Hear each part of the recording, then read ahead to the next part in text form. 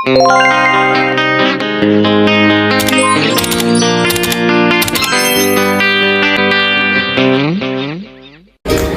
guys, Bismillahirrahmanirrahim.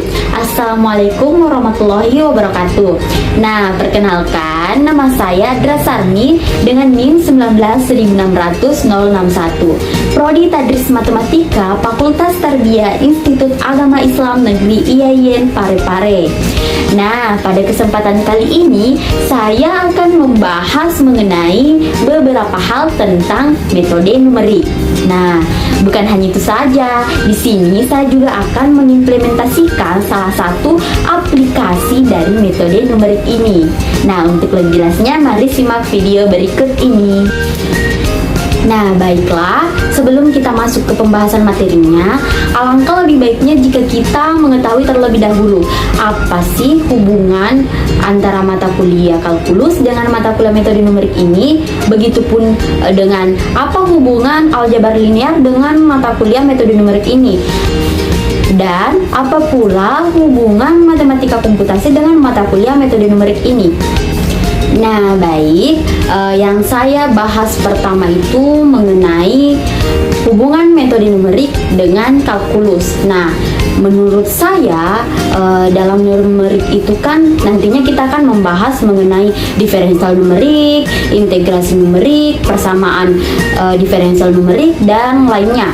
Nah, tentunya dalam hal ini kita perlu fondasi atau tiang dalam menyelesaikan suatu permasalahan mengenai masalah pada materi tersebut. Nah, dalam hal ini tentunya kita membutuhkan mata kuliah kalkulus sebagai acuan atau rujukan kita dalam menyelesaikan permasalahan tersebut, karena dalam kalkulus itu kita sudah membahas mengenai diferensial, integral maupun persamaan diferensial. Nah, karena tanpa memahami atau tanpa pengetahuan dari materi di kalkulus, tentunya kita akan sangat mengalami kesulitan dalam menyelesaikan permasalahan di metode numerik. Nah, maka dari itu, mata kuliah metode numerik ini merupakan mata kuliah lanjutan dari beberapa mata kuliah dasar seperti mata kuliah kalkulus. Nah, terkait dengan ini, seharusnya lah para mahasiswa itu lebih memahami bahwa untuk bisa melakukan proses formulasi atau pemodelan dan selanjutnya mengenai penyusunan algoritma masalah, diperlukan keterampilan untuk menggunakan tools yang disebut kalkulus. Nah, jadi menguasai kalkulus itu merupakan syarat mutlak bagi mereka yang ingin mempelajari tentang metode numerik. Nah, jika kita menggunakan metode numerik tanpa memahami materi dari kalkulus, maka kita akan berada di dunia yang terluka. Nah, yang terpenting, karena jika kita tidak tahu kalkulus, maka kita tidak akan tahu persamaan diferensial. Nah, yang berarti kita mungkin tidak memahami sebagian besar materi di metode numerik, karena sebagian besar analisis numerik adalah pendekatan dari solusi untuk persamaan diferensial. Tetapi kita tidak tahu apa itu persamaan diferensial. Lantas, bagaimana kita bisa menjalankan numerik tanpa tahu fondasi atau tiang dari materi yang akan kita bahas? Nah, untuk itu, mata kuliah kalkulus dengan mata kuliah metode numerik ini sangat berkaitan dan saling berhubungan satu sama lainnya, karena metode numerik tidak bisa dipecahkan permasalahannya jika kita tidak tahu materi dari materi mata kuliah kalkulus. Dan adanya metode numerik ini sangat membantu kita dalam menyelesaikan permasalahan yang tidak bisa kita selesaikan menggunakan teorema-teorema atau menggunakan rumus-rumus yang ada di kalkulus. Nah, selanjutnya kaitan antara aljabar linear dengan metode numerik. Nah, Di sini dapat dilihat bahwa metode numerik matematika itu dikembangkan atas teori-teori dasar dalam aljabar.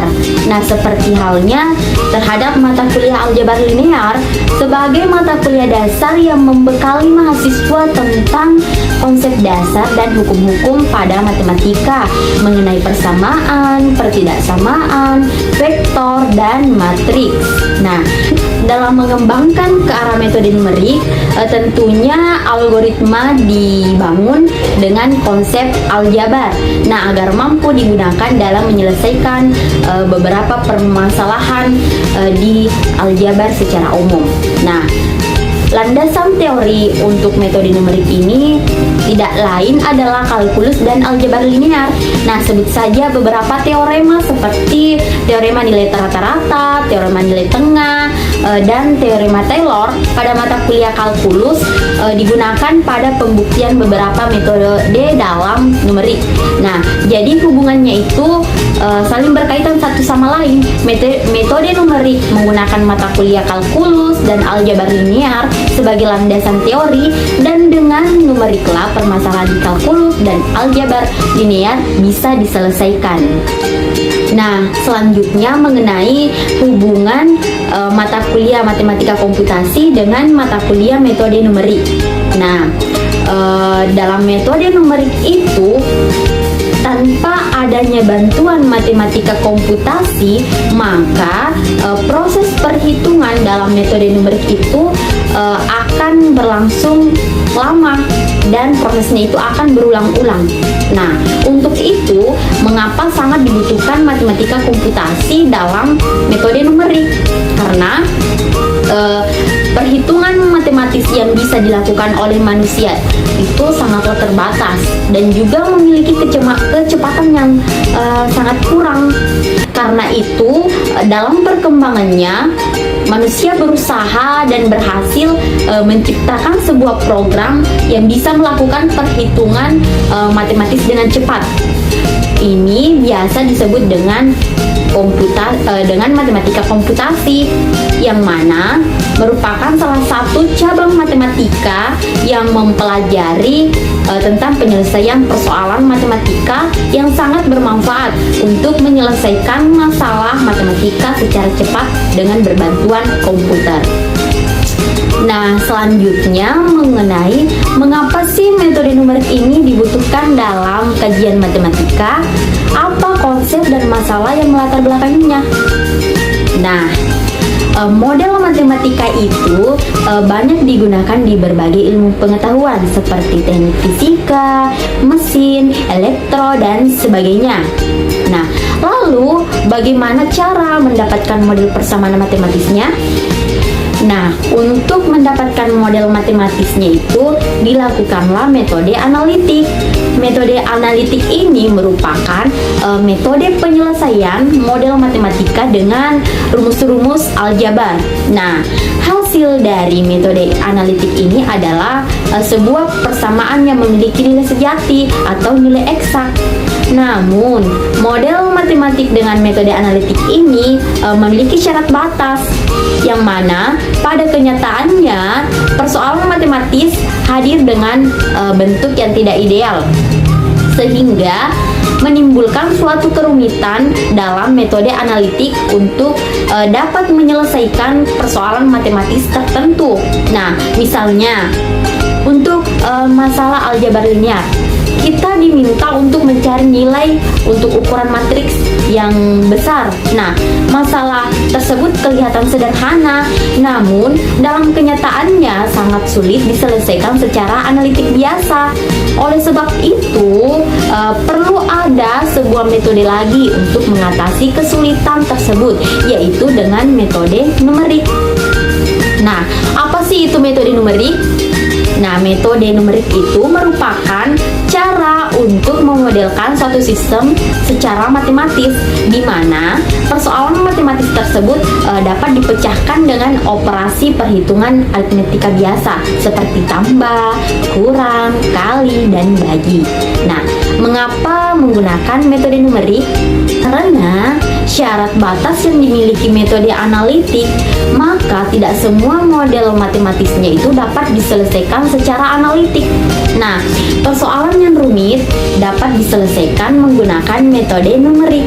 Nah, metode numerik ini memberikan hasil hampiran di mana hasilnya mendekati solusi sejati, sehingga sering disebut dengan solusi hampiran atau solusi pendekatan. Nah, adapun beberapa alasan mengapa metode numerik ini dibutuhkan. Nah, yang pertama itu karena metode numerik itu merupakan suatu teknik untuk menyelesaikan masalah matematika secara efektif dan efisien. Nah, dengan bantuan komputer, ia sanggup menangani masalah yang rumit dan melibatkan perhitungan yang luas.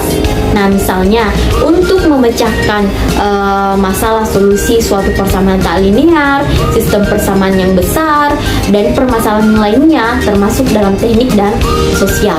Nah, masalah yang sering sulit atau bahkan tidak mungkin dapat diselesaikan secara analitik dapat diselesaikan dengan metode numerik. Nah, yang kedua, karena di metode numerik itu terdapat berbagai paket program komputer seperti Excel, Maple, MATLAB atau program paket lainnya yang tersedia. Nah, kemudian yang ketiga, karena dalam metode numerik itu dapat menangani galat atau error suatu nilai hampiran dari masalah yang merupakan bagian dari skala yang besar. Kemudian yang keempat, di sisi lain metode numerik ini merupakan semacam sarana yang efisien untuk mengenal karakteristik komputer dan mendesain algoritma, diagram alur, dan menulis program komputer sendiri. Nah, selanjutnya itu kita akan membahas mengenai mengapa dalam metode numerik itu membutuhkan aspek atau teknik-teknik komputasional. Nah, kemudian software apa saja yang digunakan dalam memahami metode khusus dalam metode numerik ini. Nah, dalam metode numerik, mengapa membutuhkan teknik-teknik komputasional? Karena metode dan model komputasional itu memberikan kemampuan bagi kita untuk memecahkan masalah dan mendesain atau merangkai sistem yang tidak bisa kita tangani sendiri. Nah, komputasional itu mencakup pemecahan masalah, mendesain sistem, dan memahami perilaku manusia dengan menggambar konsep berdasarkan komputer. Nah, adapun software yang dibutuhkan di sini yaitu adalah software MATLAB. Nah, MATLAB ini merupakan merek software yang dikembangkan merupakan software yang paling efisien untuk perhitungan numerik berbasis matriks. Nah, dengan demikian, jika di dalam perhitungan kita dapat memformulasikan masalah ke dalam format matriks, maka MATLAB merupakan software terbaik untuk penyelesaian numeriknya. Nah, MATLAB yang merupakan bahasa pemrograman tingkat tinggi berbasis pada matriks sering digunakan untuk teknik-teknik komputasi numerik untuk menyelesaikan masalah-masalah yang melibatkan operasi matematika elemen, matrik, optimasi, aproksimasi, dan lain-lain. Nah, sehingga MATLAB banyak digunakan pada yang pertama, matematika dan komputasi, yang kedua pengembangan dan algoritma, yang ketiga mengenai pemrograman modeling dan simulasi, yang keempat mengenai analisis data, eksplorasi dan visualisasi, yang kelima analisis numerik dan statistik, dan yang keenam mengenai pengembangan aplikasi teknik. Kemudian software selanjutnya itu mengenai Microsoft Excel. Nah, Microsoft Excel adalah program perangkat lunak yang memungkinkan pengguna untuk mengolah dan menghitung data yang bersifat numerik atau angka-angka.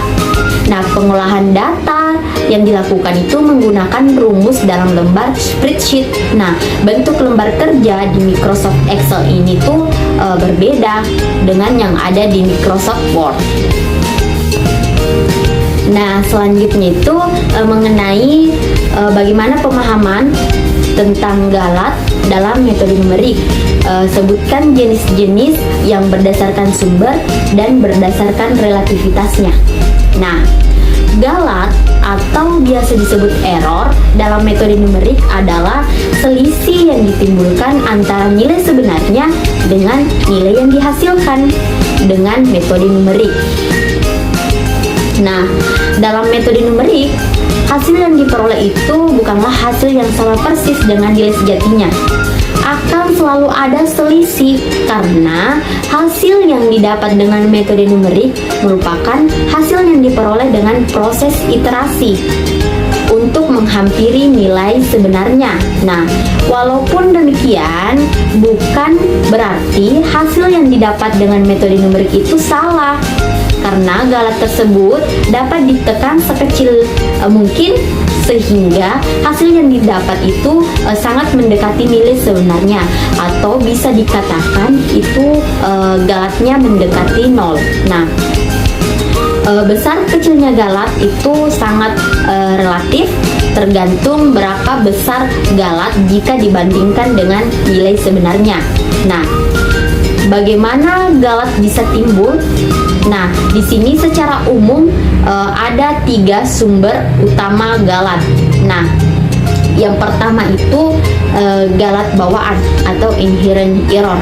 Nah, yaitu galat yang dapat disebabkan oleh kesalahan hasil pengukuran, kesalahan data awal, dan sejenisnya.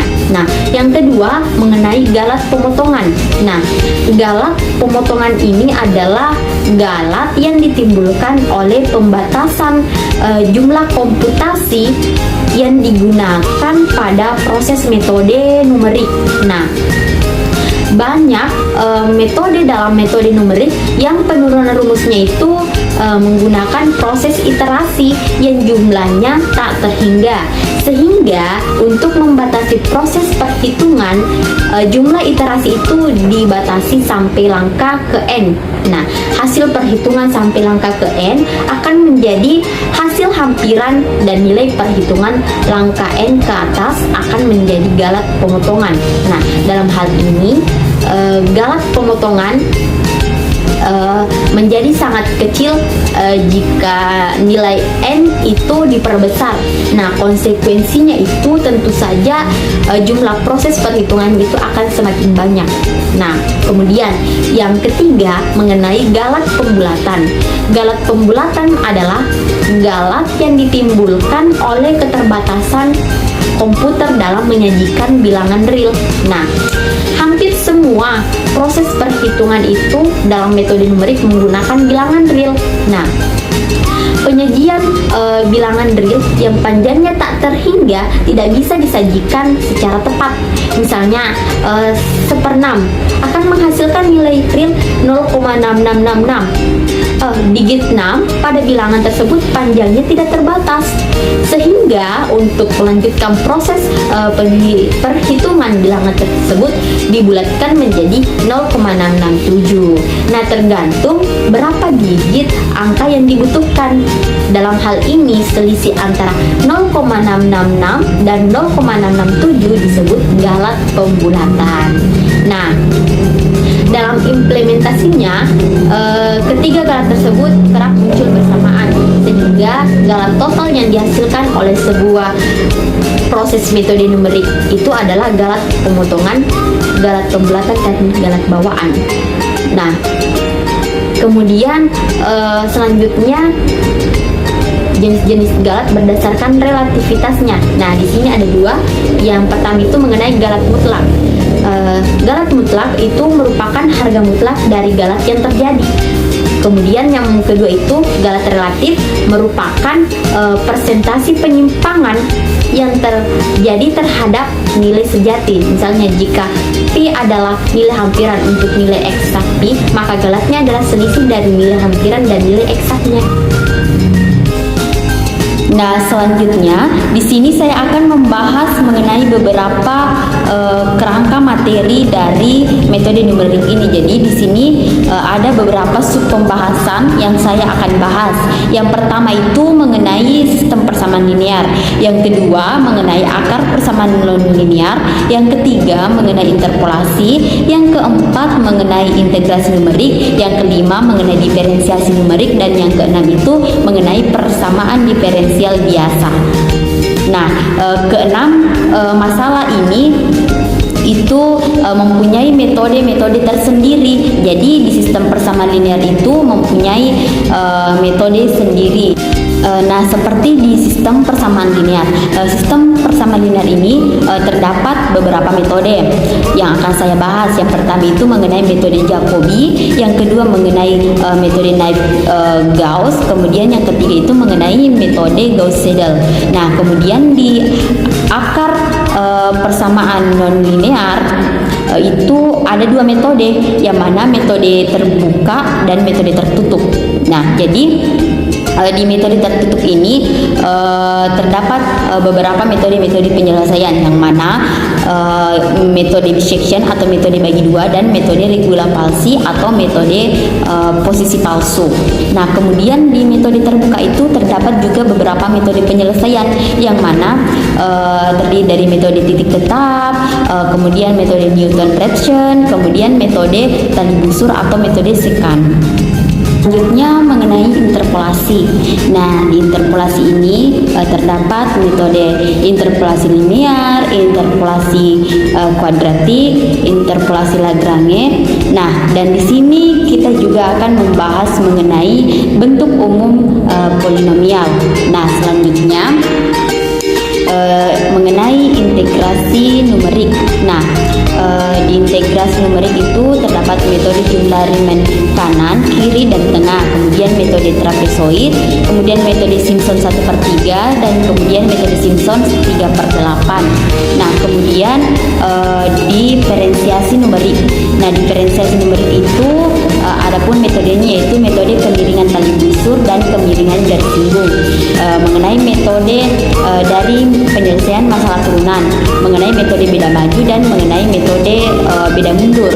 Nah, kemudian di persamaan diferensial biasa itu terdapat metode Hahn, metode Runge-Kutta orde 2, kemudian metode Runge-Kutta orde 3, metode Runge-Kutta orde 4. Nah, itulah beberapa pembahasan sub materi dari metode numerik yang akan saya bahas di video selanjutnya.